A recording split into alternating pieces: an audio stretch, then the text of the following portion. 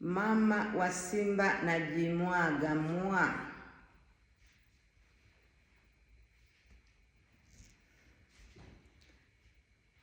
Jamani wapendwa wana Simba, mama wa Simba,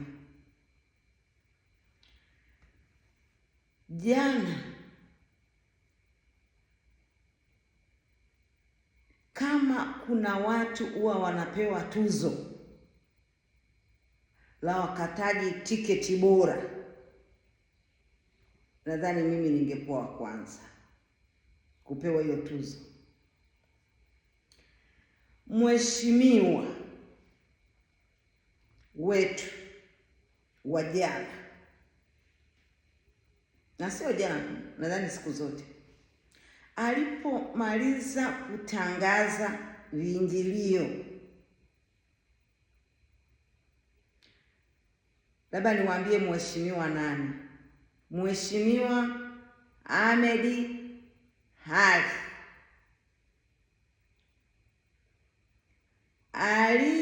alipomaliza kutangaza, na mimi kidole changu kilikuwa kwenye simu, tiketi.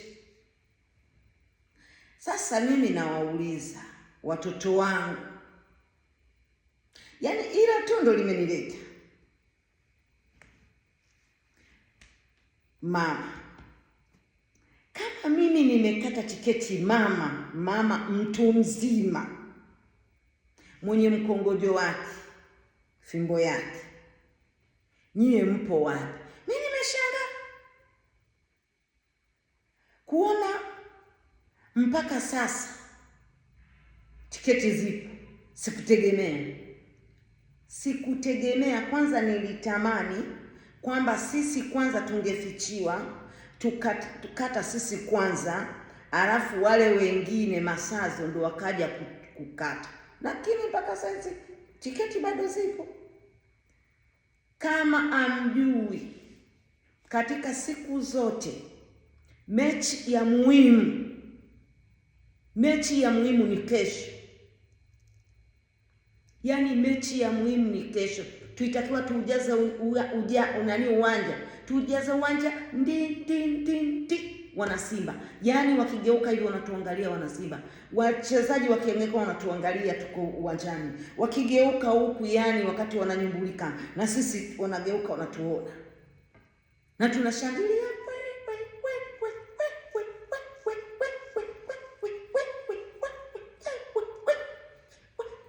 Sio kutulia. Yaani tusiwe na utulivu. Na maana tunaposhangaa tunawapa morali. Tusiende uwanjani kwa ajili ya kwenda kukaa. Tuende kwa ajili ya kushangilia. Tuende kwa ajili ya kuwapa amsha mle uwanjani. Huyu naye jamani, mbona kama vile, yaani kuna mtu hapa ananiekesha. Yaani mtu imeanza kuongea na yupo. Jamani, hivi ni nini hiki? Sijui ni mwana Yanga. Tutakutana kesho. Sasa na waomba wana Simba wote, wanachama, viongozi, kesho ni mechi yetu. Yaani tusilale.